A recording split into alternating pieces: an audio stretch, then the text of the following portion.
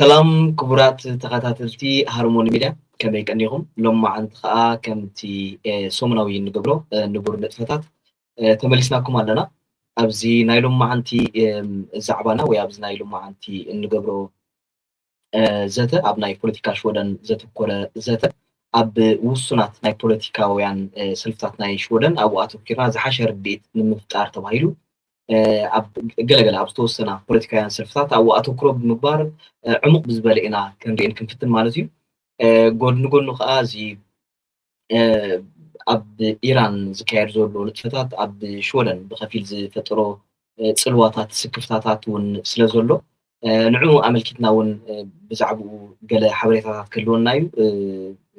መሓሪ ኣብርሃም ከብርሃልና ክውከሱ እየ ማለት እዩ ስለዚ ናይ ሎማዓንቲ ኣባላትና ሓው ዳንኤል ዘመንፈስ ከምኡ እውን ሓው መሓሪ ኣብርሃም ናብዚ መድረክ ዓዲመዮም ኣለኹ እንኳዕ ብሰላም መፅ ዓዲመዮም ኣለኹ እንኳዕ ብሰላም መፃኹም ደቂ ገዛ ይዕደምን ይባ እንኳዕ ዋ ትዕደምካ ሓንሳብ እንኳዕ ተራኸብና كبير سبيكر تقبره بعد حسنا خليك نيل دجن كلهم تخاتلت مدبنا ون سلام كما يتغنيو ሰናይ ግርም ስቂለ ሆስት እንትኾንኩስ ከም ዓዳም ዝኾንኩ እንድዩ መሲል ዝያዳ ወዲ ገዛ ኮይነ እንኳዕ ብድሓን መፃኹም ተኸታተልቲ እውን ሰላም ቀኒኹም ክትኮኑ ተስፋ ንገብር እሞ መቸም ሎማዓንቲ ከምቲ ዝተዛተናዮ ኣብ ዋላ እውን እቲ ናይ ህዝቢ ርእቶታት ብቐፃሊ ንሪኦ ብቐፃሊ ነንብቦ ኢና እቲ ህዝቢ ዝያዳ ኣበይቲ ሓበሬታ ዘድሊ ኣበይቲ ዝያዳ መብርሂ ዝደሊ ዝብሉ ንዕዘቦ ኢና ስለዚ ነዚ ኩሉ ኣብ ግምት ብምእታው ኣክንዲቲ ሓፈሻዊ ስእሊ ኣብ መጀመርታ ዋላ እኳ እቲ ሓፈሻዊ ስእሊ ሽወደን ከመይ ከም ትመሓደር ተን ፓርትታት ሽወደን ከመይ ከም ዝመስላ ሓፈሻዊ መብርሂ እኳ ኣብ ዝሓለፉ ክፋላት ክንገልፅ እንተፀናሕና ሕጂ ከዓ ቁሩብ ዲታሊራት ብዝኾነ ወይ ቁሩብ ዕምቆት ብዘለዎ ገለገለ ፖለቲካውያን ሰልፍታት እንታይ ይመስል ወይ እንታይ ይመስላ ዝብል ኢና ክንርኢ ማለት እዩ ኣብዚ ብቐረባ ዝከታተለና ሓው ዳንኤል ምሳና ስለ ዘሎ ምስ ዳንኤል በኣኻ ክትጅምር እየ ማለት እዩ እስከ ብወገን ፀጋም ንጀምር ኣብ ሽወደንስ ሓደ ኮሙኒስታዊ ፓርቲ ኢሎም ዘውዕዎ እዮም ገሊኦም ገለ ቤንስተር ፓርቲ ብዛዕባ እንታይ ክትብለና ትኽእል እንታይ ክንፈልጥ ግባአና ብዛዕባ ቤንስተር ፓርቲት ዳንኤል እንተጀመርና اوكي يقني ليدجن مجمرة دحنگ نيشتي قرب داسومن حاوس سمك يا هلو كمات بوليتيكا ناي شودنالو سوخاتايو كم تنولو نتي دمص ناي ادمستين خوسو خلو غزياو مقير አሎ ከምዚ ሎባ አሎ ከምዚ ፕሮሚስ ተኣቶሞ ይትግበር ዳይ ትግበርን ገለ ካብ ትኽልታ ዓደሎ እዩ ከምኡውን እዞም ኣብ ስልጣን ደለው ኣብ ስልጣን ክሕዙ ከሎ ፕሮሚስ ኣተዎ ሕጂ እዚ የተግበርዎ ከዓ ከም ኣርእስቲ መፂኡ ኣሎ እሱኻ እንታይ እዩ ኣብዚ ሶምን ዝርኢና ኢና ገለ ምቅያራት ሕገ ግዝያዊ ከምዚ ናይ ተን ኦሬጋ ኦቲቪስነ ዝበሃል እሱታት ኣደስኪሎም ኣሎ ደስኪሉ እምበር ጥፊኡን ኣይኮነን ከምኡ ስፖር ቤት ዝበሃል ሓደ ብሞያ እንተደኣ መፂኡ ሽዑ ከዓ ከመይ ገይሩ ይምለስ ዝብል ሕጂ እንታይ እዩ ነቶም ኣብ ስልጣን ደለው ከም ተበጉሶ ናይ ሊበራልና ተባሂሉ መፂኡ እሞ ኣብ ሊበራልና ከዓ ኣብቲ ሜትኒ ናይ መዐቀን ናይ ሶምን እዚ ከዓ ለውጢ ዝረኣየሎም እዩ ሓደ እሱ ክንሪኦ ኢና ካልእ ኣብ መንጎ ህልው ኩነታት ናይ ሶምን ከዓ ሶሻል ዴሞክራትና ምስቶም ኣብ ስልጣን ዘለዉ ሓደ ክትዕ ጀሚሩ ኣሎ እንታይ እዩ ስቨሪያ ዴሞክራት ኣብዚ ሓድሽ እንታይ ኣርኢና ኣብዚ ሶሙንስ እንታይ ኢሎም ኣለዉ ሞደሬሽ ሞል ትብል ቃል ከም ፖይንት ጠቒሶም ንዕኡ ክንዲ ዝኣክል ሚልያርድ ወፅእ ነይሩ እሞ እዚ ኣብ ዘየድሊ ክንውዕሎ ኣይኮናን ዝምእ ዘሎ እንተደኣ ተዓዊትና ክነኣሉ ኢና ኢሎም ነቶም ናቶም ቁርብ የተስዎም ኣሎ ካልእ ኣብ ናብ ሞስሊም ወገን ዛዘቡ ከዓ ጎስጓ ጀሚሮም ኣለዉ እንታይ እሱ እዚ ቦነር ንፀሎት ድኸውን ግዜ ንህቦ ነገር የብሉን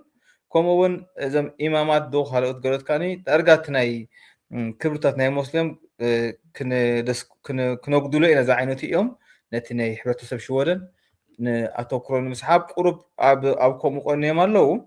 ኣብ ሪዛልቱ ከዓ እንታይ እያ ሓንቲ መፅኣ ኣላ ኣብ ናይ ሎማዓንቲ ክትዕ ነበረት ከዓኒ ብዛዕባ ፖሊስ እዩ ፖሊስ እቲ ሓደ ካብ ኣውሓስ ናይዚ ሃገር ስጋብ ዝኾነ ነዚ ንምትብባዕ ከዓ ብዙሕ ሰባት ክንገብር ኣለና ንስኻ እንታይ እዩ እቲ ኣብ ግዜ ትምህርቲ ትወስዶ እንተደኣ ን8 ዓመት ፈሪምካ ፖሊስ ክኸውን የልካ እቲ ሲኤስኤን ዝኽፈሎ ገንዘብ መምሃሪ ስቱድዮ ማተርያል ኩሉ ሙሉ ማለት እዩ ብነፃት መንግስቲ ንሽፍኖ ገለ ክፋል ትኸፍል ትኾንካ እስከ 4 ዓመት ከምኡ ዝብል ናብ ክተዓብዩ ዶም ኣለዉ ካልእ ብሶሻል ዴሞክራት ናኻ ዝመፀ ኣሎ ኣብ ሄምሸንስትን ኣብ ኤልድሮቦየንደን ብግዜ ዝዕቀን ክህሉ የብሉ ንሓደ ሰብ እናበልዖ ሰዓት ስለ ዝኣኸለ ገዲፍካ ክትከይድ ኣለካ ድዩ ኣባላቶም ወይ ከዓ እቶም ፐርሶናለን ከዓ ነዛ ግዜ ንኽርክቡ ካብ ማዕፆ ናብ ማዕፆ ክጎዩ ኣለዎም ድዩ ዝብል ፕሮፖዛል ቀሪቡሎ ካልኣይ ብቬንስተር ፓርቲ ናብቲ ቀንዲ ርእሲ ናይ ሎማዓንትና ዝኾነ ከዓ ሓድሽ ሓሳብ ኣቕሪቡሎ እንተዳ ኣነ ድሕር ምርጫ ናብ ስልጣን ክመፅእ ኮይነ እዚ ሂራ ወይ ከዓ ኣብ ኣፓርትመንት ዝውስኽ ገዛ ክራይ ጠጠው ከብሎ ይብሉ እዚ ሪምሊት ኣይኮነ ስጋር ሕጂ ክኸይ ዝኽእል ዝነበረ ጠጠው ክነብሎ እዚ ኸ ንምንታይ እዮም ከምኡ ኢሎም ሓደ ፖሊስ ናቶም ምስ እዩ ስታዩ ኩሉ ማዕረ ሃብታሙ ድኽኡ ብዘይገድስ ኣብ ፆታ ብዘይገድስ ማዕረ ክነብር ኣለዎ እቲ ሕጂ ብሶሻሊስት ዝፍለጠሉ እቲ ኣቐዲሙ ኮሚኒስት ዝነበረ ሽሙ እኳ እንተቐየረ እቲ ኮሚኒስት ባህሪኡ ግን ኣይገደፎን ሕጂ እዚ ምስ ናቶም ንምልላይ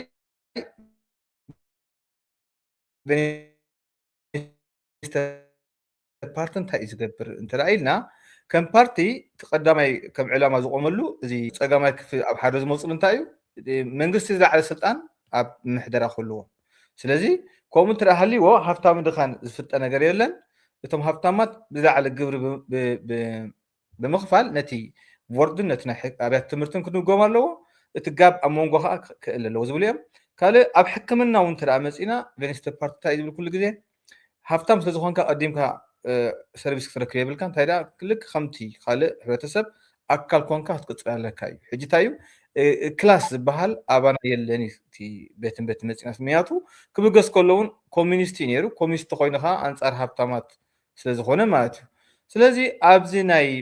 ዝነበሮም ካብ ናይ ዝሓለፈ 2022 እንተዳ መፂና ብ7 ሚእታዊት እዮም ረኺቦም ነይሮም ኣብ ናይ ሕጂ መዐቀኒ እውን ናብ ነጥቢ 7 ገፆም ከዱ ኣለዉ እዚ ብናይ ሕጂ ዘሎ መዐቀኒ እዩ ስለዚ እቲ ፀጋማይ ምርገፂኦም ከይቀየሩ ነቲ ጋብ ኣብ መንጎ ሃብታማትን ድኻታትን ዘሎ ክመዓራረ ኣለዎ ስለዚ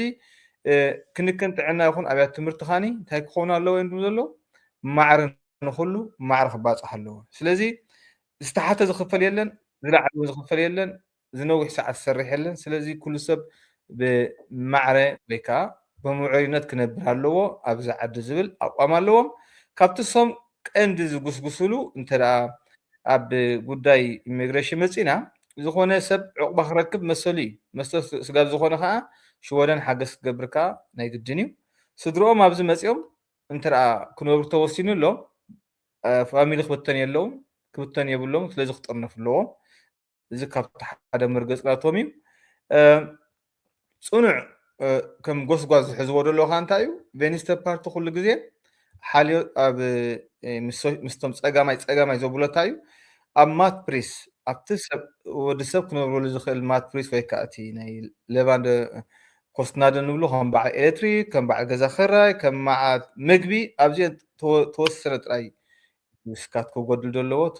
ቀረፅ ዝተረፈ ግን እቲ ልዕሊ ካብቲ ፍትሓዊ ዘይኮነ ካብቲ ላዕሊ ደሞዝ ዝግበር ብምቑራፅ ትስካት ናብቲ ክድጎም ኣለዎ ዝብል ኣተሓሳስባ ኣይደለዎም ብኸምኡ እዮም ከዓ ኩሉ ግዜ እስካት ነቲ ዝለዓለ ዝኽፍል ክቆረፅ ኣለዎ ተስተሓቲ ከዓ ብማእኸላይ ገምጋም ክኾን ኣለዎ በቲ ቀዳማይ ከም ወቐሳ ደምፅዎ እንታይ እዩ ዘሎ ኣብ ግዜ ምርጫ እዞም ኣብ ፓርቲ ዘለዉ እንታይ ኢሎም ነይሮም ነቲ ካረንስዳግ ናይ ሲኤስኤን ገለመለ ከም ዘለዎ ክቆፅልዎ ምዃኖም እዮም ግን ኣብዚ ወላ ሓንቲ ኣይወሰኹን እኳ ደኣ ሲኤስኤን ብምጉዳል ዝዓበየ ሃስያ ኣምፅኦም ኣለዉ ካብቲ ሃሲኡ ከዓ እንታይ እሱ ብዙሕ ኣርቤስሎስ ኮይኑ ኣሎ ዋጋ ኤሌክትሪክ ከም ዝንሪኦ ዘለና እዩ እቲ ናይ ፓንሽን ኣካሳን ከዓ ንካልእ ሰብ ኣብ ዘይተደለየ ተኣሽሙ ኣውሪዱ ይብሉ ኣለዉ ሕጂ እንታይ እዩ ኣብቲ መዐቀኒ ክንሪኦ እንተደኣ ኮይና ኣብቲ እዋናዊ ኣትሪሮም ቬንስተር ዝነቕፍዎም ዘለዉ ነቶም ኣብ ስልጣን ዘለዉ እንተደኣ ሕጂ ኮይና ርኢናዮ ፀብፃብ ዝሓለፈ ሰሙን እንታይ ኣሎ ኣብ ኣርቤስሎስ ተመዝገበ ናይ ሽወደ 100,000 በፂሑ ኣሎ እዚ ቅድሚ ሕጂ ኣይተሃረመን ወላ ካብቲ ኢንፍሌሽን ጀምላዊ እቶት ውሽጢ ሃገር እንተበዝሐ ኣብቲ ሰራሕተኛታት ስራሕ ናይ ምርካብ ግን ኣዝዩ ዝተጋነ ካብ ኣውሮጳ ዳርጋ ሽወደን ናብተን ቀዳሞት ትኸይድ ኣላ እዚ ኸታ እዩ ብብዝሒ ትካላት ኮንኩሽ ስለ ዝኣተወ ኢሎም ይዛረብ ዘለዉ እዚ ኸ እቲ ፖሊስና ሃትኩም እዩ ብከምዚ ኸዓኒ ልዕሊ 363 ሚልያርድ ኣብ ኣንደርስኮት ኣትዩሎ ስኻ እንታይ ማለት እዩ ኩሉ እቲ ዕዳ ናይቲ ሃገር ይውስኽ ኣሎ ኣብ ቦርድ ወይ ኣካሳ ኸዓ ብዙሕ ኣገልግሎት ምዕረይነት ይህብ የለን ማለት እዩ ወይረኣስ ናቱ መፃረብ ስልጣን ዘሎ ክመፅእ ከለና ኸ ከምታ ቀዲምና ዝገለፅና ዝሓለፈ ግዜ እቲ ስካት ንሃብታማት እዩ መንግስቲ ትሕት ምቁፅፃር ክገብር ኣለዎ ኣብ ትካላት ገንዘብን ኩሉ ባዕለን ከመሓድሩ ኣለዋ እንተመሓዲሮነን ከዓ ስራሕተኛ ብብዝሒ ብምቁፃር ነቲ ኣርቤስ ሎስ ዝበሃል ክፍታሕ ይኽእል እዩ ይድበሃል ግን ኣብ ከምኡ የለን ትድሕሪ ርኢናዮ ትድሕሪ 100,000 በፅሓሊ ኮይኑ ኣብ ታሪክ ዘይነበረ ተረኣ ኮይኑ እቶም ሃብታማት ይህብቱም እዮም ዘለዉ ጅቦኦም ቆጢቦም እንታይ ይገብሩ ኣለዉ ትህሉ ኩነታት እዩ ማለት እዩ ስለዚ ኣብ ክልቲኡ ክነገናዘቦ ከለና እቲ ዓብዪ ፍልልዮም ዘለዎም ኣብ ጉዳይ ኢነርጂ እዩ ቬኒስተር ኣብሶሉት ወላ ሓንቲ እዚ ኒውክለር ፀዓታዊ ክግበር የብሉን ዝዓደ ወፍሪ ኣብ ኤሌክትሪክን ኣብ ፀሓያውን ኣብ ነፋስ ክህሉ ከለዉ እዚኦም ኣብ ስልጣን ዘሎ ወይ ከዓ ብሞደራትና ዝምርሑ ከዓ ብኡልፊ ከዓ ነቑ ክግበር ኣለዎ ኤል ብከም ብድጎማ ስጋ ማእስኩም ከይድ ኣይንኽእል ኢና ወይ ስካትና ውድልና ክንከይድ ኣይንኽእል ኢና ኣብ ከምዚ ናይ ግድን ሻረንክራፍት ክንሰርሕ ኣለና እዩ ዘሎ ትሕቶ ካልእ ሓዊ ማሕበር ዳህራይ ገልፆ ኸውን ትህሉ ቤንዚን እውን ሕጂ እውን ነዚ ህሉ ኩነታት ዘቕባበ ብሰንኪ ተወልዩ ዘሎ ኩናት እስካት ብምጉዳል ዳ እምበር ብካልእ ክኸውን የብሉን ዝብል መርገፂ ኣለዎም ስለዚ እቲ ኣብ ስልጣን ዘሎ ምስቲ ዘለዎ ፍልልይ ፀጋም የማን እዩ ሕጂ እቲ ኩላና ክንፈልጦ ዝግባአና ፀጋም ክብገስ ከሎ ኮሚኒስት ሃፍታም ክህሉ የብሉን ክብል ከሎ እዚ ሞደራትና ናይ ቀደም ሽሙ ከዓ የማናይ እዩ ዝበሃል ነይሩ እሱ ከዓ እንታይ እዩ ዝብል ነይሩ በቶም ማሕበር ወነንቲ ትካል ስለተመስረተ ኖ መንግስቲ ኣባና ክቆፃፀር የብሉን እስካት ክቆፃፀረና የብሉን ብኡ መጠን ዳ ኣተባቢዑ ኣጉዲሉ ሰብ ትካላት ክነብሩ ኣለዉ ዝብል እዩ እቲ ናቱ መርገፂ ብከምኡ ክልቲኦም ኣዝዮም ተፃራርቲ እዮም ዳርጋ ኣብ ዝረኸበሉ ፖይንትታት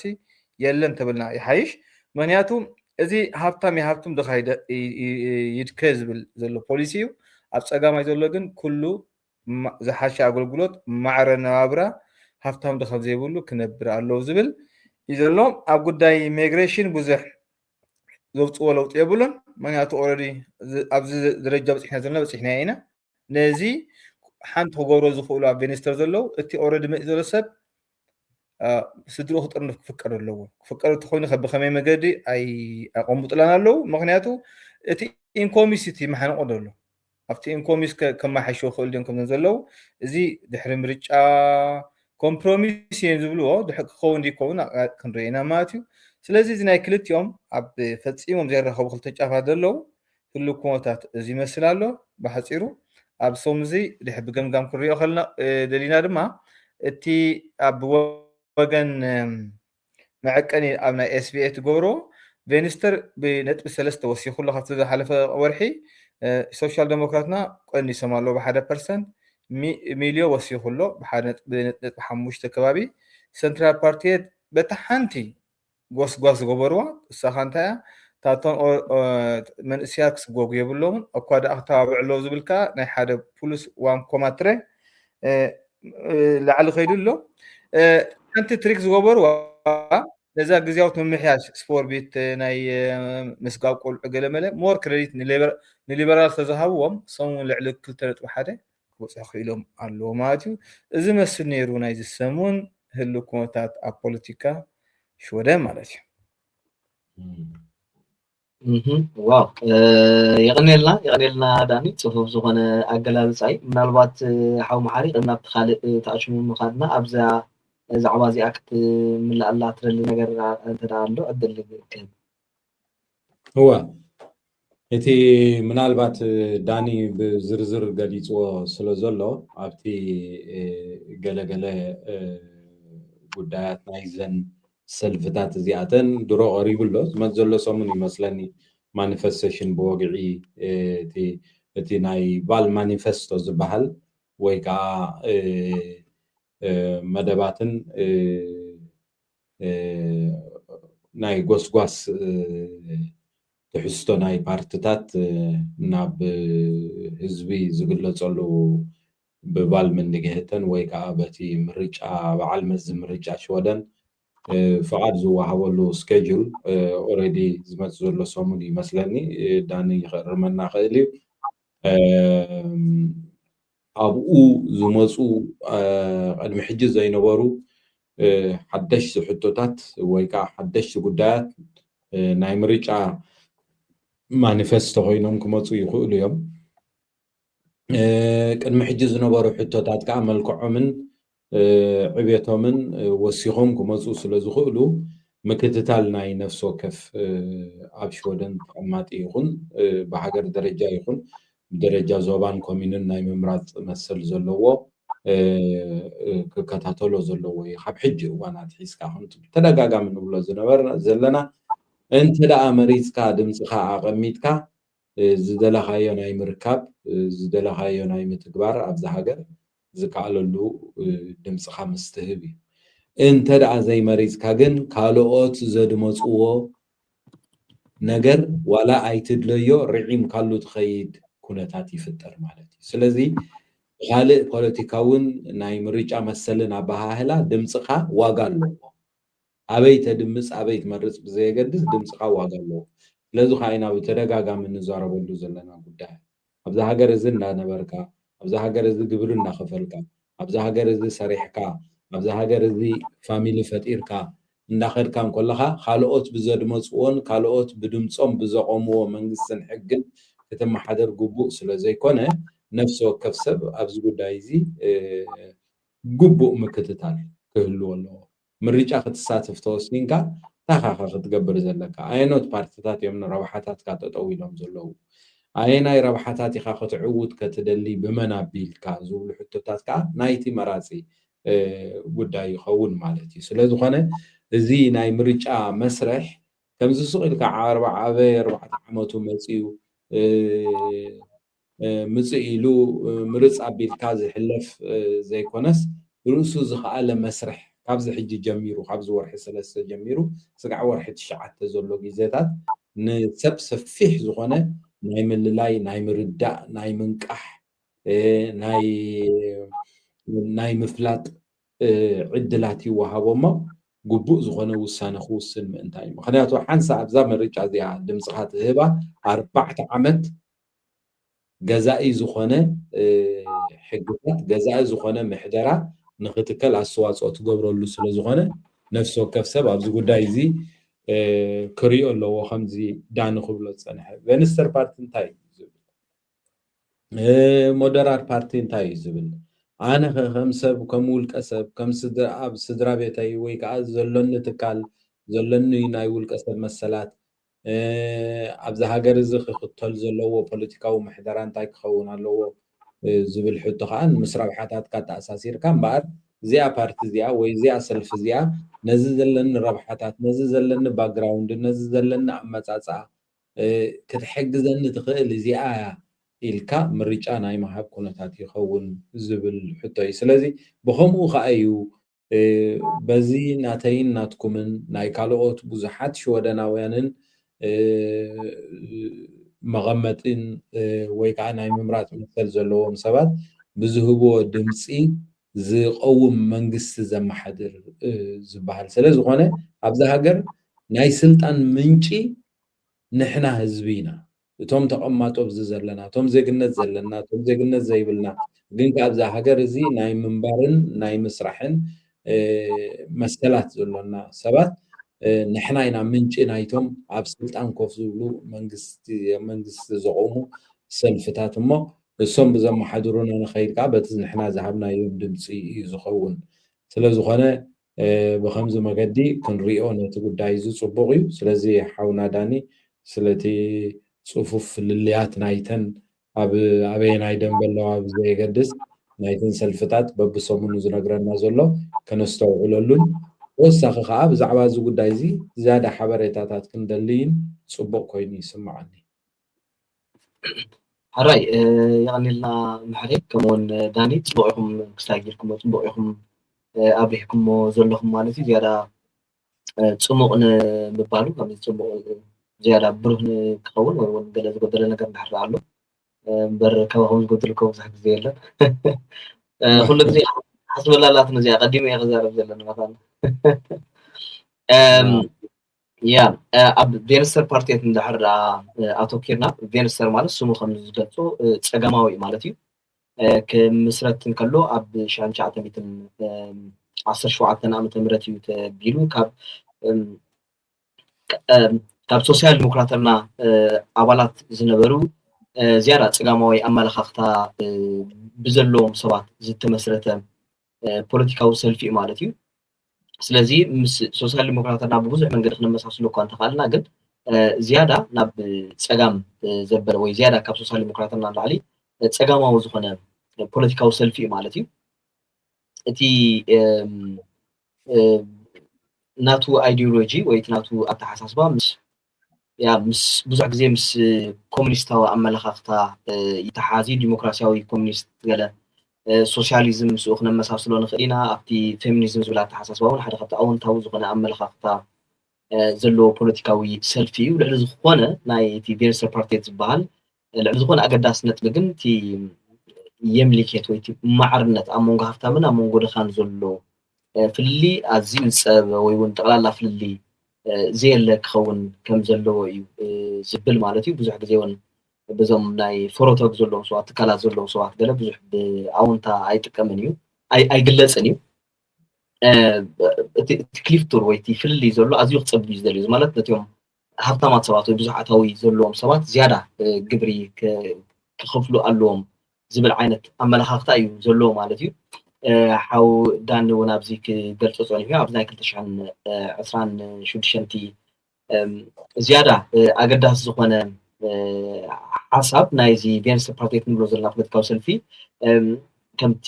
ስሙን ከም ዝገልፆ ፀጋማዊ እዩ ካበልናዮ እቲ ፍልሊ ክፀብብ ኣለዎ ገለ ካበልናዮ ኩሉ ግዜ ዳርጋ ብነፍሲ ወከፍ ምርጫ እቲ ናይ ኢኮኖሚ ሕቶ እቲ ሆግስካ ዓብ ዝኾነ ግብሪ ነቲኦም ዓብ ዝኾነ ኣታዊ ዘለዎም ሰባት ዝብል ኩሉ ግዜ መሪሕ ጭሩሕ እዩ ማለት እዩ ሕጂ ከዓ ዝያዳ ከምዚ ቆላሕታ ረኺቡ ዘሎ ሕቶ እውን እቲ ኮርታር ኣርቤትስቲድ ዝበሃል ማለት እዩ እቲ ሄልቲድ እንብሎ ሲ ወይ እቲ ሙሉእ ሰዓታት ምስራሕ ሲ 8 ሰዓት ኣብ መዓልቲ ወይ 40 ሰዓት ኣብ ሰሙን ዝነበረ ጌጋ ክላኣለ ኢና ንክተርመን ትኽእል ኢኻ እቲ ሓሳብ ዘሎ እቲ ከም ፎሽሎግ ዘሎ ሲ ኣብ ክንዲ 8 ሰዓት 6 ሰዓት ክኸውን ክኽእል ኣለዎ ስለዚ ሰብ ኣብ ክንዲ ሙሉእ ሰዓታቱ ኣብ ስራሕ ዘሕልፎስ ምስ ስድራ ቤቱ ዝኸውን ግዜ ምስ ገዛ ርእሱ ዝኸውን ግዜ ክህልዎ ኣለዎ ዝብል ሓደ ዓብ ሕቶ እውን ኣልዒሎም ኣለዉ ምናልባት ናይቲ ሕብረተሰብ ናይቲ ሃገር ኢኮኖሚ ክሳብ ክንደይ ክፀልዎ ክእል ሓድራዊ ኮይኑ ገለ ዝብል ኣብዚ ብዙሕ ክትዓት ብዙሕ ሓሳባት ይለዓል እዩ ማለት እዩ ግን ያ እዚ እውን ከም ሓሳብ ኣለዎም እዩ ዳኒ ገሊፅዋ ነይሩ እታ ናይ ገዛ ክራይ እውን ብቐፃሊ ዝግበር ዕብየት ናይ ገዛ ክራይ ብቐፃሊ ዝግበር ወሰኽ ገለ ሓደ ካብቶም ዝቃወሙ እዮም ቬንስተር ፓርቲት ማለት ጠቕላላ ፍሪሳ ክገብሮ እውን ደሊኦም ማለት እዩ ኣብቲኦም መሰላት ናይ ደቂ ኣንስትዮ መሰላት ናይ ኣይናይ ልክዕ ኣፀዋውዓ ክትዕግዙኒ ትኽእሉ ኢኹም ኣብዚ ናይ ምስ ተመሳሳሊ ፆታ ዝምድና ዘለዎም ሰባት ገለ ኣብ ናቶም መሰላት እውን ዝያዳ ቆላሕታ ገብረሉ እዩ እቲ ቬንስተር ፓርቲት ማለት እዩ ኣብቲ ስካላ ዘሎ የማን ፀጋም እንብሎ በቃ ካብ ሸወደን ካብቲ ዝያዳ ንፀጋም ዝተፀጋዐ ፖለቲካዊ ሰልፊ እዚ ቬንስተር ፓርቲት እንብሎ እዩ ማለት እዩ ኣብ ብዛዕባ ሞደራተርና ብዝሓለፈ እውን ገሊፅናዮ ኔርና ትንክፍ ኣቢልናዮ ኔርና ኢና ዝያዳ ከዓ ሓው ዳን እውን ከብርሆ ፀኒሑ እዩ ሕጂ ዋላ እውን ኣብ ዝሓለፈ እውን ፅቡቅ ኣብሪዎ ነይሩ ግን ምናልባት ምስቲ ታሪካዊ ኣመፃፅኡ ኣብ 1904 ገለ ኣብኡ ኣቢሉ እዩ ተመስሪቱ ከም ሓደ ኣማራፂ ናይ ሶሻል ዲሞክራተርና እዩ ሶሻል ዲሞክራተርና ዓብ ዝኾነ ኢምፕሊታንደ እዩ ነይርዎ ኣብ እዋን እቲ ዓብ ዝኾነ ፀልዋ ዝነበሮ ፖለቲካዊ ሰልፊ እዩ ሕጂ እቲ ሞደራተርና ክብል እንከሎ እቲ ኣመሰራርቱ እቲ ፕሪቫት ኤጋንድ ዝበሃል ናይ ሰብ ትካላት ሰብ ዋኒን ገለ እቲ ናቶም ዋንነት ክዕቀቡ እንደልይዎ ስለ ዝነበሩ ወይ እውን ስቲል ስለዝኾነ ብከምኡ ዝተመስረተ እዩ ከም ሓደ ኣማራፂ ሰልፊ ናይ ሶሻል ዲሞክራተርና ኮይኑ እዩ ተቢሉ ማለት እዩ ግን ብዝኾነ ታሪካዊ ኣመፃፅኡ ኣብ 1904 ዓመተ ምህረት ዝመፀ ፖለቲካዊ ሰልፊ ኣብቲ ናቱ ኣይዲዮሎጂ ምስ ሊበራል ኮንሰርቫቲቪዝም ዝብል ምስኡ ክንምድቦ ንኽእል ኢና ማለት እዩ ግን እቲ ብቐንዲ ክንሪኦ ዘለና እቲ ኣንፃር ናይ ቬንስተር ፓርቲት ወይ ኣብ ተቃራኒ መንገዲ ናይ ቬንስተር ፓርቲት ንሃፍታማት ዝያዳ ስካት ክብል እንከሎ እቲ ግን ዝሰርሕ ሰብ ክዓቢ ዝደሊ ሰብ ዝህብቲ ሰብ ፈረቶም ዘለዎ ትካላት ዘለዎ ሰብ ከምኡ ክንገብር የብልናን ዝያዳ ስካት ንኽፍሉ የብልናን እኳ ዝያዳ ዓድላት ክህልዎ ክኽእል ኣለዎ ንክሰርሕ ንክፍትም ሰራሕተኛታት ዝቆፅር ንስኢት ኢኮኖሚ ናይቲ ሃገር ከዕብዮ ዝኽእል ዝብል ኣመለኻኽታ እዩ ዘለዎ ማለት እዩ ናይቲ ኢኮኖሚ ይመስለኒ ኣብዚአን ፓርታት እዚአን ፅቡቅ ዳኒ ንክልቲአን ሰብ ንፁህ ዝኾነ ስእሊ ክሕዝ ክልተ ኣብ በይኑ መኣዝን ዘለዋ እቲ ሓደ ብየማን ዝያዳ ናብ የማን ዝኸደ እቲ ሓደ ፀጋም ዝያዳ ናብ ፀጋም ዝኸደ ፖለቲካዊ ሰልፊ ኢኻ ክሳብ ክትብል ፀኒሕካ ማለት እዩ ስለዚ ኣዝዩ ፅቡቅ ካልእ ምናልባት ካብቲ ናይ ሽወደን ፖለቲካ ውፅእ ኢልና እውን ኣይኮና ንወፃኢ ኣይኮና ዘለና ክባል ከኣል ብሓፈሻ ዓለም እንዳተተሓሓዘት እንድያ ትኸይድ ዘላ እዚ ግሎባሊሴሪንግ ገለ ዝበሃል ሕጂ ብናይ ኣሜሪካን ናይ እስራኤልን ድፍንቲ ኣብ ኢራቅ ዝካየድ ዘሎ ኩናት ኣብ ዜናታት ናይ ሽወደን ድሕር ንከታተል ኣለና ብዙሕ ሰብ ተኣሽሙ ይኸውን እዩ ከምዚ ክሳብ ክንዲ ውዲ ኣሸቓሊ ገለቡ ንብል እሞ ሕጂ ይመስለኒ ነዛትና ተኸታሊ እውን ኣብዚ መብርሂ ክደሊ እዩ ዋላ እውን ምስ ፀጥታ ተተሓሒዙ ብዙሕ እዋን ይለዓል ኣሎ ክሳብ ክንድኡ ድዩ ኣሰካፊ ምሕረ ክሳብ ክንደይ ክፀርቡና ዝኽእል ዝኸይድ ዘሎ ኩናት ሕጂ ሸቕሎት ይፈጥር ኣሎ እሞ ኣብቲ ህዝቢ እንታይ ክብለና ትኽእል ብዛዕባ ዝብል ንዑ እውን እንተንሪኦ ፅቡቅ መስለኒ በዛ ኣጋጣሚ እዋ ፅቡቅ ከምዚ ዝበልካዮ እቲ ኣብ ዝኾነ ቁርና ዓለም ዝለዓሉ ግጭታት ብሓፈሽኡ ነዚ ብስምምዕ ናይ ሃገራት ስርዓት ዝኸይድን ናይ ሰላምን ፀጥታን ውዕላት ዝተወዓዓለ ዓለም ኣብ ዝኾነ ሃገር ዝፍጠሩ ግጭታት ብሓደ ይኹን ብካልእ ደረጃ ይፀልዎ እዩ እቲ መዓልታዊ ኣካይዳ ከከም ኩነታቱ ግን መን እዮም እቶም ኣብ ግጭት ዝሳተፉ እንታይ ተራብ ዓለም ነይርዎም እውን ኣለዎምን ዝብል ከዓ ንሱ ከዓ ከከም ኣበርክቶኦም ኣብ ናብቲ ዓለም ለኻዊ ዕዳጋ ክኸውን ይኽእል ቁጠባ ክኸውን ይኽእል ካልኦት ሸነኻት ናይ መነባብሮ ይኹን ምስ መነባብሮ ናይ ደቂ ሰባት ዝተኣሳሰረ ምስ ህላወ ደቂ ሰባት ዝተኣሳሰረ ኣበርክቶ ናይተን ሃገራት እሞ ከዓ ናይተን ኣብ ግጭት ዝኣተዋ ሃገራት ከከም ኣበርክቶአን ብኡ መጠን ከዓ ኣብ ግጭት ምስ ኣተዋ እቲ ሳዕቤን ኣብቲ ሕብረተሰብ ናይ ዓለም ብኡ መጠን ሚዛን ክረአ ይከኣል እዩ ሕጂ ንኣብነት ኣብዚ ሕጂ ተኣትዩ ዘሎ ኩናት ምስ ኢራንን ከምኡውን ኣሜሪካን እስራኤልን ብዝተፈላለዩ ዕላማታት ናይ ክልቲኦም ግን ከዓ ብሓባር ኮይኖም ወታደራዊ ወፍሪ ኣብ ልዕሊ ኢራን ከፊቶሞ ዘለዉ ዳርጋን 13 መዓልታት ገፁ ይኸይድ ኣሎ ናይቲ ኩናት ዕድመ ቅድሚኡ ዝነበረ ናይ ዘሎን ናይ ሩስያን ናይ ዩክሬንን ዝነበረ ውዕል ኣሎ ሕጂ ብዙሕ ሰብ እንታይ እዩ ዝርስዖ እንታይ እቲ መበገሲ ናይቲ ኩናት ድሕረ ባይትኡ እንታይ ይመስል መዓስ ይኸ ኣብ ግጭት ከእቶ ዝከኣል እንታይ ውዕል ነይርዎም ቅድሚ ሕጂ ዝብሉ ሕቶታት ሩሱ ዝኸኣለ ናቱ ታሪኻዊ ድሕረ ባይታ ዘለዎ ኮይኑ ግን ከዓ ዩክሬንን ሩስያን ኣብ ግጭት ምስ ኣተው ዓለም ብፍላይ ከዓ ኣብ ናይ መግቢ ዕዳጋ ኣብ ናይ ነዳዲ ዕዳጋ ኣብ ናይ ጋዝ ካልኦት መሰረታዊ ንጥረ ነገራትን ሕፅረትን ዘጋጥመሉ መሰረታዊ ምክንያት ስለምንታይ ንሕብታ ኢልና ኮይና እዘን ክልተ ሃገራት እዚኣተን ዩክራይናን ሩስያን ንዓለም ናይ መግቢ ዕዳጋ ዝለዓለ ኣበርክቶ ንቐረብ ናይ ዕዳጋ ዘቕርባ ሃገራት እየን ነይረን ንኣብነት ብደረጃ ባንክ ተርኢናስ ዩክራይን ትበሃል ዓዲ ይኹን ሩስያ ዘቕርቦ ንኣብነት ሓሩጭ ክበሃል ይከኣል ካልኦት ንጥረ ነገራት ክበሃል ከል ነቲ ናይ ዓለም ዕዳጋ ዘቕርብኦ ኣበርክቶ ዓብዪ ብምዃኑ ናይ እዚ ኣግሮ ኢንዱስትሪ ናይ ሕርሻ ዝበሃል እውን ከምኡ ካልኦት ዝኣመሳሰለ ንዕዳጋ ዓለም ኣበርክቶ ዝነበረን ሃገራት ስለዝኾነ ኣብ ግጭት ምስ ኣተዋ ግድነት ዕዳጋ ጥርሑ ክኸውን ብኡ መጠን ከዓ ዋጋ ክውስኽ ኣብ ነዳዲ ድዩ ኣብ መጓዓዝያ ድዩ ኣብ ሕጂ ከምዚ ዝረኣኹሞ ባዕል ንሕና ኣብዚ ትማሊ ዝተፈፀመ ታሪክን ገና ዝቕፅል ዘሎን ስለዝኾነ ናይ ዩክሬንን ናይ ሩስያን ውግእ እኳ ንዓለም ዕዳጋ ኣኺሉ ተሪፉ ሽዑ ሰማይ ዝደየው ኣቑሑት ይኹን ኣስቤዛ ስጋብ ሕጂ ዘይወረደሉ ዘሎ እዋን እዩ ሕጂ ናይ ኢራን ናይ ኣሜሪካን መፅኡ ዘሎ ሕጂ ናብዚ ዘለዓልካዮ ሕቶ በዚ ተንደርዲርና ክንሪኦም ከለና ግን እዚ ሕጂ ተላዒሉ ዘሎ ናይ ማእከላዊ ምብራቅ ግጭት ብከምቲ ክገልፆ ዝፀናሕኩ እዘን ሃገራት እዚኣተን ኣብዚ ውግእ ተሳቲፈን ዘለዋ ሃገራት እንታይ እዩ ናይ ዓለም ንዓለም እንታይን ዘቕርባሉ ክንብል እኳ እንተኽኢልና ብፍላይ ኢራን ከም ኢራን እንተዳ ርኢና ሓንቲ ካብተን ዓበይቲ ናይ ነዳድን ጋዝን ንዓለም ዘቕርባ ሃገራት እየን ክበሃል ይከኣል ሱድራ ኣይኮነን ካልኦት ንዓለም ዕዳጋ ዘቕርብኦ ናይ ምግቢ ይኹን ናይ ካልኦት ሕቶታት እውን ካብተን ዘቕርባ ዓበይቲ ሃገራት እየን ክበሃል ይከኣል ካልኣይ ጂኦፖለቲካ ክትሪኦ ከለካ እውን ብጂኦግራፊካዊ ዋንነት ኢራን ነቲ ቀንዲ ናይ መላእ ዓለም ካብ ናይ መላእ ዓለም ናይ ዕዳጋ ናይ ነዳዲ ዕዳጋ ይኹን ካልኦት ናይ ሰደድን ናይ ኣታውን ዕዳጋታት ንግዳዊ ምንቅስቃስ መስመር መራኸብ ዝጥቀማሉ ቦታ ብጂኦግራፊካዊ ዋንነት ትውንን ሃገር እያ ሄርሙዝ ዝበሃል ወሽመጥ እዚ ሓደ ካብትን ዓለም ኣገዳሲ ናይ ንግዲ መስመር እዩ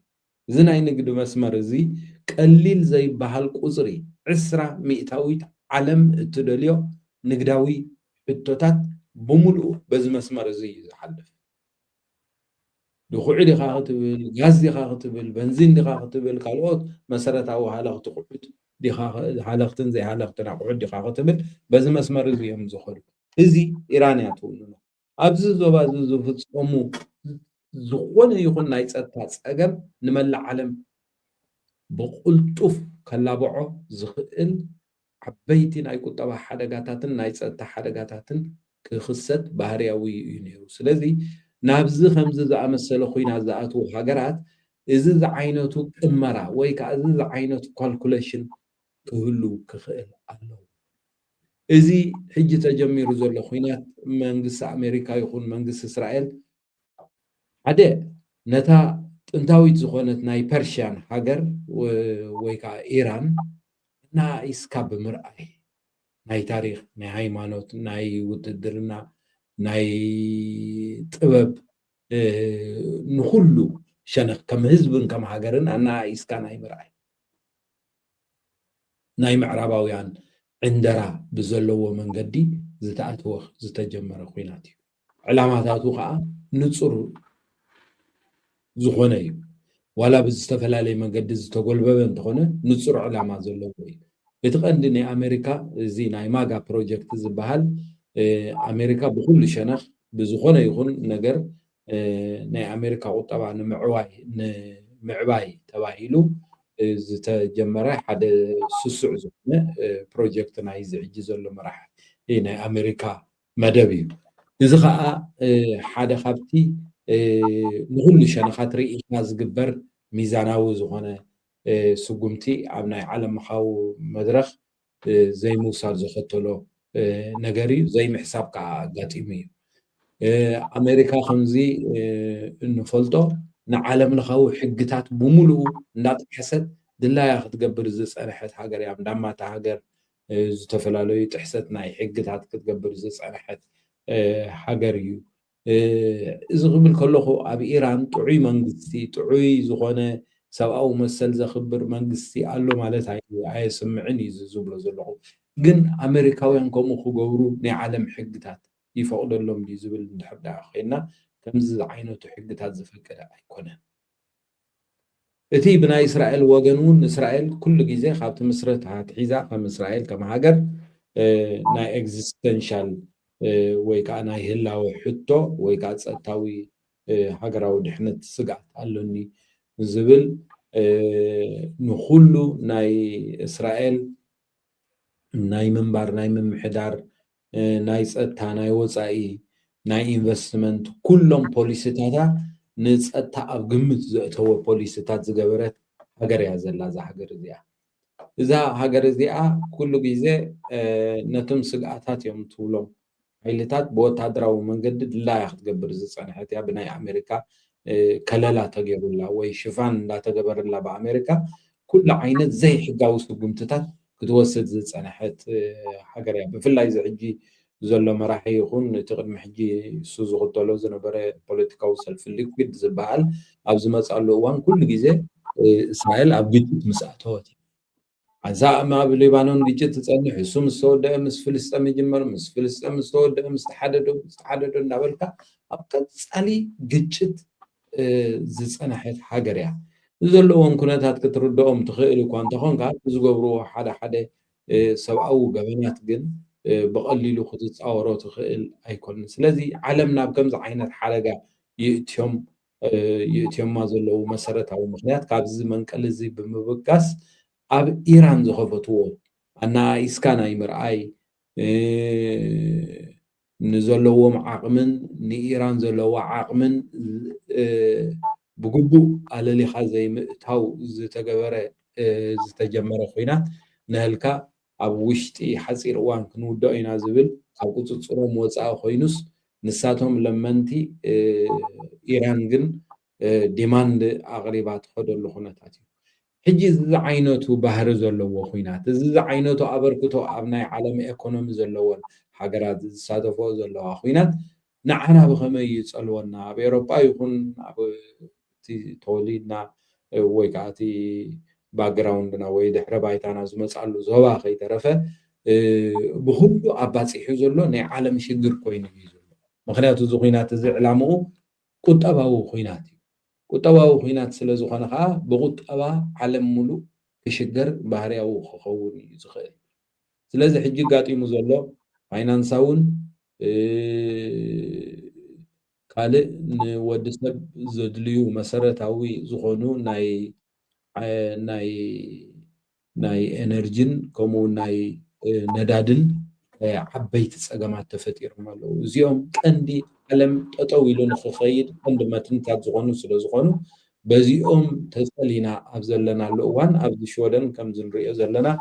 ናይ ነዳዲ ድዩ ናይ ኤሌክትሪክ ዋጋታት ቅድሚኡ እውን ልዒሉ ዝፀንሐን ቀንዲ ሃገራዊ ነጥቢ ኮይኑ ዝፀኒሑ እንዳሃለዎ እንከሎ ኣብዚ ሰዓት እዚ ኣብዚ ውሽጢ ዝሓለፈ 10 መዓልቲ ጥራይ ካብ ሓደ ስጋዕ 3 ቅርሽን ፈረቓን ንሓደ ሊትሮ በንዚን ከም ዝውስኽ ተኮይኑ ኣሎ እዚ ሕጂ ካብቲ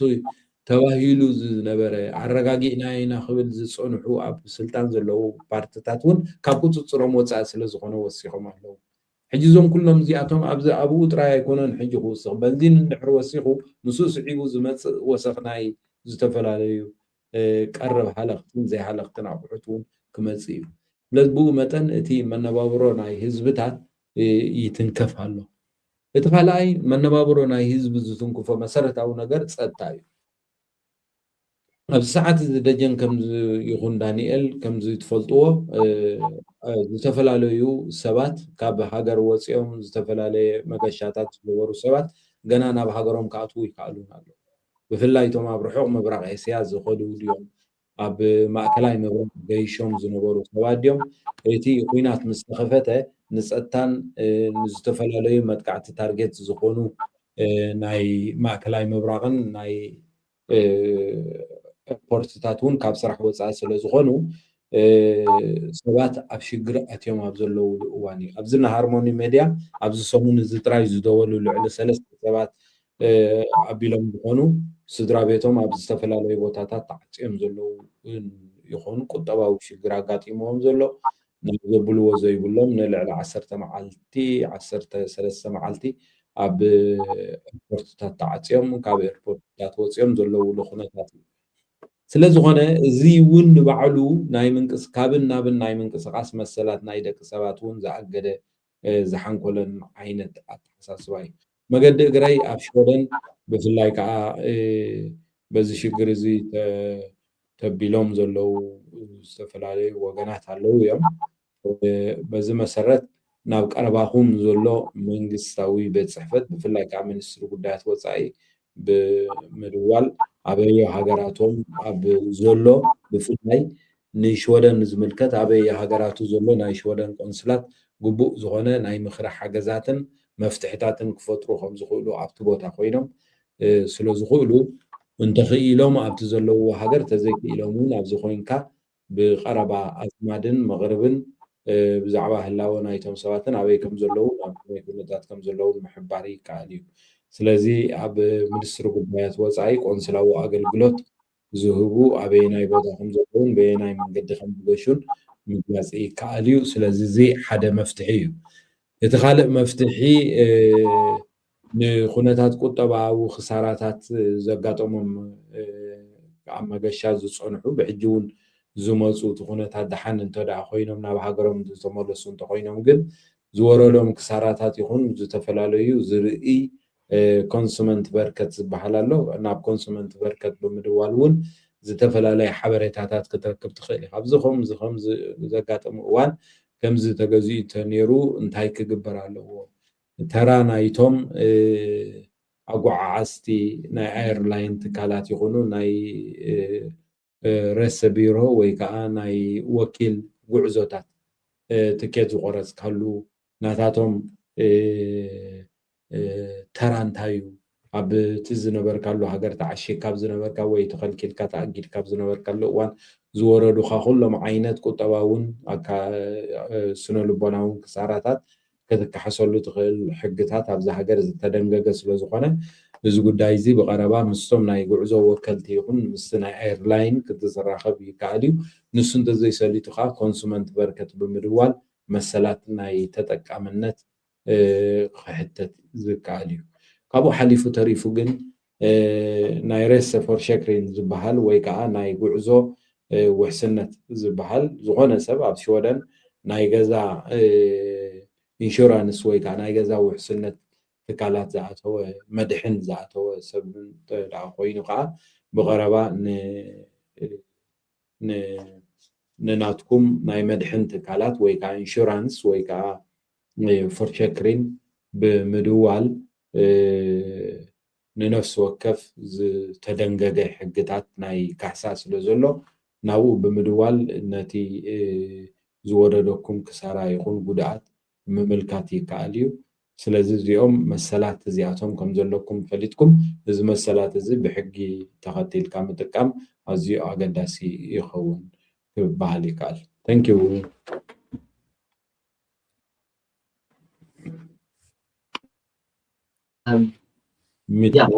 ሚት ኮይነ ፀኒሐ ይመስለኒ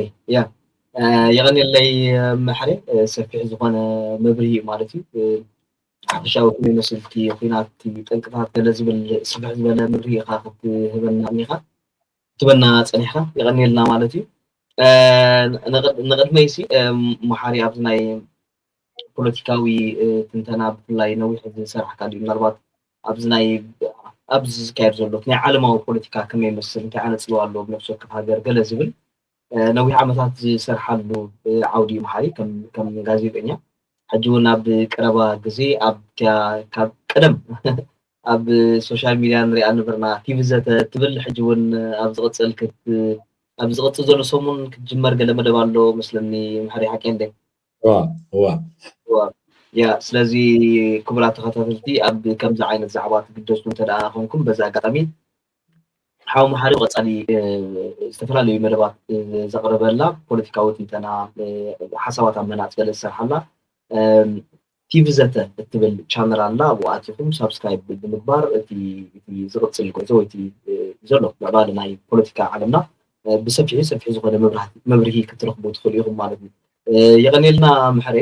ከይ ቅድሚ ምዕፃውና ሓንቲ ተኣሽሙ መፅያትኒ ዓንቲ ወይ ሓውዳኒትን ካቢልካያ ኔርካ እዚኣ ናይ ብዛዕባ ቶን ኦሪንጋት ናይ ኦትቪሳ ካብ ምግባር ሲ ይመስለን ሰንተር ፓርቲትን ሊበራል ለርናን ዓብ ዝኾነ ክትዕ ፈጢሮም ነይሮም ኣብዚ ግዜ እዚ ደው ኢሉ ኣሎ ወይ ንግዚኡ ገለ ተባሂሉ ኣሎ ሕጂ ምናልባት ኣብ ገለ ዘይንፁር ዝኾነ ርዲኢት ክፈጥር ይኽእል እሞ ሙሉእ ብሙሉእ ድዮም ጠጠው ኣቢሎሞ ዘለው ወላስ እንታይ እዩ እቲ ከይዱ ዘሎ እንደገና ኣብኣ ከለካ እንታይ ክትርኢ ይደሊ ብዙሕ ግዜ ምሽትዮም ክንሪኦም ኣለና እቶም ናይ ኣተሓሳስባ ተኣሽሙ ከመይ መስልቲ ፓርቲ ገለ እቲ ፖለቲካዊ ሰልፍታት ገለ ንብል እንዲና ምናልባት ስክፍታ ክፈጥረልና ክእሎ ገለገለ ፖለቲካውያን ሰልፍታት እዚ ምርጫ ክሳብ ዝሓልፍ ጥራሕን ጠጠው ኣቢሎን ክብል ንኽእል ዶ ከመይ ክትገልፀልና ትኽእል ስለምንታይ እዩ ጠጠው ኢሉ ስለምንታይ ጠጠው ክኢሉ ሕጂ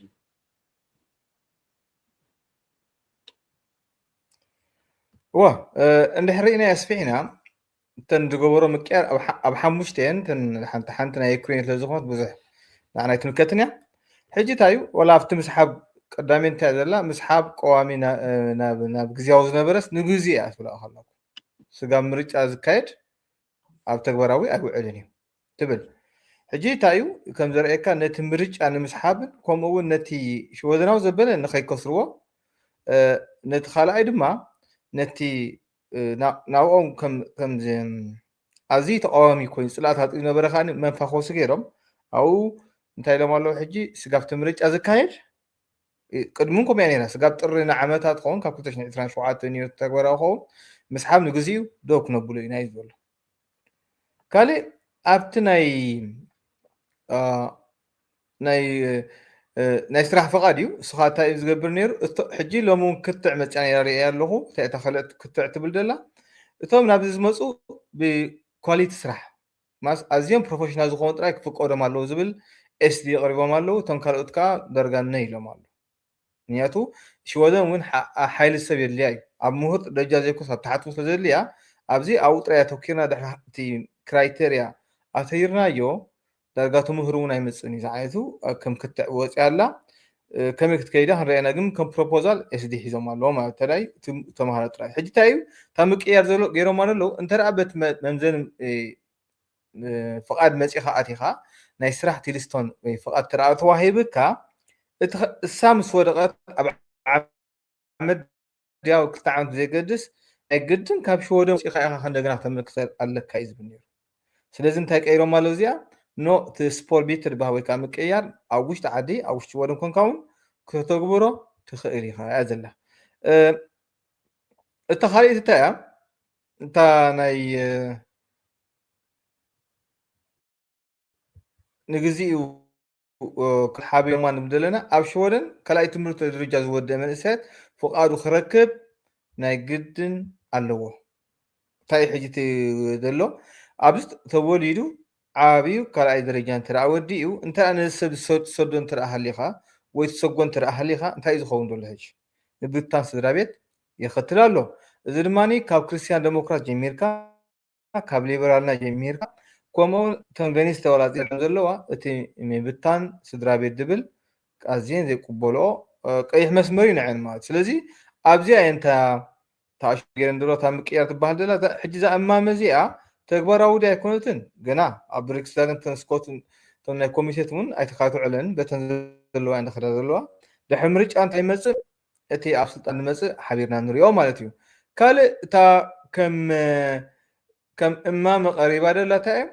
እንተደኣ ነቶም ሞያተኛ ክነምፅቲ ኮይና ብፍላይ በቲ ዘሎ ጠለብ ናይ ኣታውታት እዘን ኣብ እንዳ ዓበይቲ ንብሎ ብልምዲ ኣብ ኤልድሮቦንደ ከምኡ ሄምሽንስ ሕፅረት ሞያታት ኣጋጢሙ ኣሎ ነዚ ንምሽፋን ካታ ክግበር ኣለዎ እዩ ዘሎ እቲ ክራብ ዝነበረ ወይ ከዓ እቲ ገደብ ዝነበረ ናይ ኣታውታት ክጎድል ኣለዎ እዩ ሕጂ እንታይ እዩ 30,000 ድዩ ወይ ድሕሪ ስካብ 32,000 ዝነበረ ታሕቲ ኣዝዩ ክወርድ ኣለዎ ምክንያቱ ወራተን ዝቐፅራ እውን ብከምኡ ክቆፅሩ ስለዘይክእሉ ማለት እዩ ስለዚ እቲ ምቅያር ቋሚ ኮነ ስጋብቲ ብኣዋጅ ኣይትነግረና እዚ ሓሳብ እዚ ከም ሓሳብ እዩ ኣብ ኤኒ ታይም ወይ ከዓ ኣብ ዝጣዓሞም ከተግብሮ ምዃኖም ወላ ሓደ ዝገብሮም የለ ምክንያቱ ኣብቲ ሪስክ ዳገን ወይ ኣብቲ ፓርላመንት ዶት ወይ ከዓ ዓብለልቲ ስጋብ ዝሃለዉ እንታይ ክኾኑ ኣለዎ ፓወር ኣለዎም ወይ ከዓ ስልጣን ኣለዎም ማለት እዩ ስጋብ መዓስ ንዝብል ግን ዜና ክንሪኦ ኢና ማለት ምስ ግዜ ስለዚ ግዝያዊ እዩ ኣብዚ ምን ረቢሓት ተልና ነታ ሰልፊ ሊበራል ናብቲ ኮታ ናይቲ ሃገራዊ ባይቶ ንኸይወፅእ ዝገብረ ታክቲክ ኮይኑ ይስማዓኒ ምክንያቱ እቲ ፕሮፖዛል ብሲሞና ይቐሪቡ ሰውና ኣዝያ ተኻቲዓትሉ እዚ ደረጃ ዝበፂሓቶ ማለት ስለዚ ናይ ንሲሞናን ንሰልፊ ሊበራልናን እዩ እቲ ክሬዲት ተዋሂቦም ዳሉ ከምኡ ከዓ ኣብቲ ናይ ልማዕ እንተራእየናዮ 1% ዕቤት ኣርእዮም ኣሎ ማለት እዩ تخمشاي ناي رينيو نعوم قدم نيرومي سرحون قلم ملن سلازي نعنا تزي مكتا يكون حجي تايو تي تاكتيكال زغورو مكيار سقابتي بارلمنت عامل له مزهلو تاي كون زخون له ماتيو تاكتيكال يكون يسمعنا مياتو نسيمونا مرح السلف نايت ليبرلا نمرحان دغبري تحنتي كغوبروا يخول يم لطرطرا دلنغن تا تنايت اربيس ليستون ني ذي سايد بل نقول يكون ابغل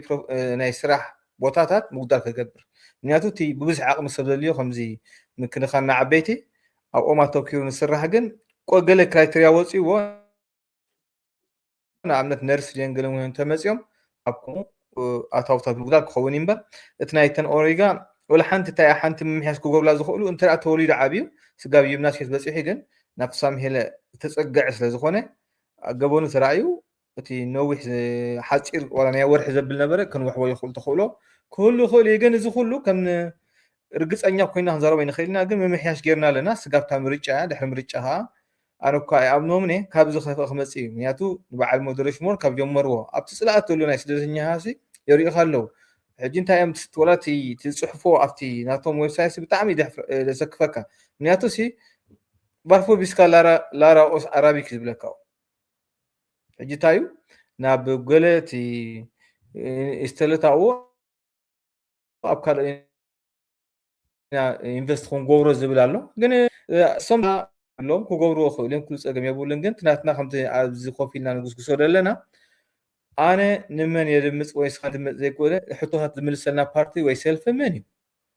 هنا تناتنا دمس صوت تقامول بزكاة أمن خلو نتحساس مالك